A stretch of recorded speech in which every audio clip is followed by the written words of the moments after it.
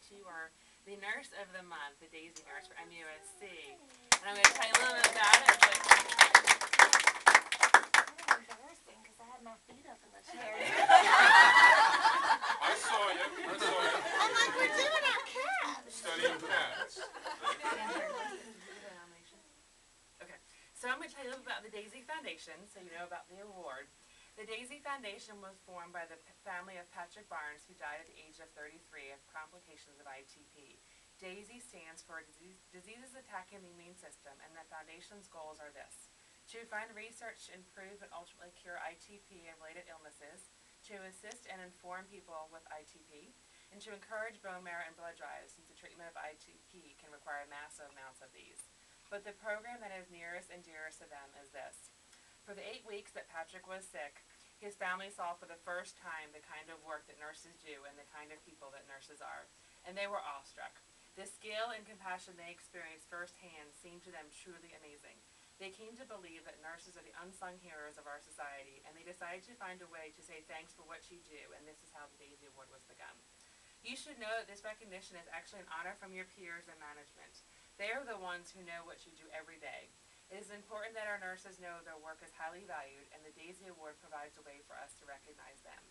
Nominations for Daisy are submitted online, the Get Well Network, and also on the intranet. A special committee votes on the blinded nominations monthly, and a winner is chosen. So we're going to have your nomination read there by Rosemary. Jennifer Nance Smith, primary patient in HEMOC, was a teen who was dying. Her mother had died several years ago, and her dad had to go to work each day to support the family. The teen had no siblings. The patient was having difficulty taking the right medications at the right time. Jennifer drove to her home after working in HEMOC all day and organized a pill box for her so that she could feel confident about what she was taking. Don't start, because then I'll start. Jennifer did this on the rainy Friday when all the roads in Charleston were closed due to flooding. Jennifer lives in Mount Pleasant. Her patient lives in Hanahan. On Martin Luther King weekend, the patient died. I brought the obituary to work as I was concerned that with the holiday, Jennifer might not know.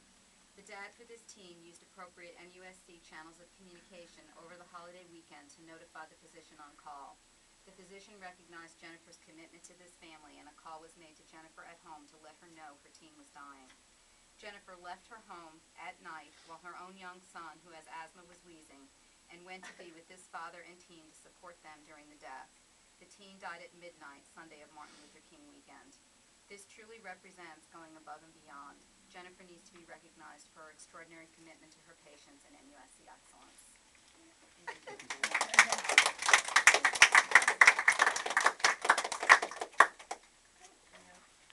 Thanks, everybody.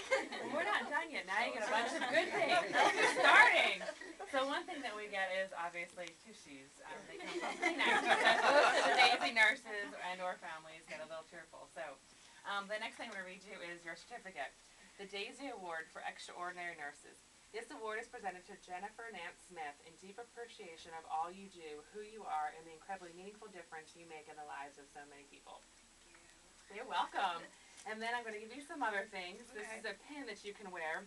And this is so that you remember that you've been nominated as a Daisy nurse, and to encourage you and others to continue the amazing work that you do every day. And then you've got a nice, great sculpture here that Andrew's going to tell you about. This is the Healer's Touch, and there's a story behind it. These serpentine stone sculptures are hand-carved for us by artists of the Shohan tribe in Zimbabwe. The sculptures are especially meaningful because of the profound respect the Shona people pay their traditional healers. Shona healers are affectionately regarded as treasures by those they care for, and the well-being and safety of the healer is of community-wide importance. This describes exactly how Daisy feels about nurses. Daisy's purchase of these sculptures has become very important to the people who carve these beautiful pieces. Given the desperate political situation in Zimbabwe, there are no tourists to buy their work. So the money Daisy sends to Zimbabwe to pay for the healers is a tremendous help to the artists and their families. Their letters of gratitude for this support are heartfelt and heartbreaking. We know that these children will eat and keep our children in school and be able to gain a little strength, reads one of them, sent when they received a payment from us. The full letter is included in your Daisy bag.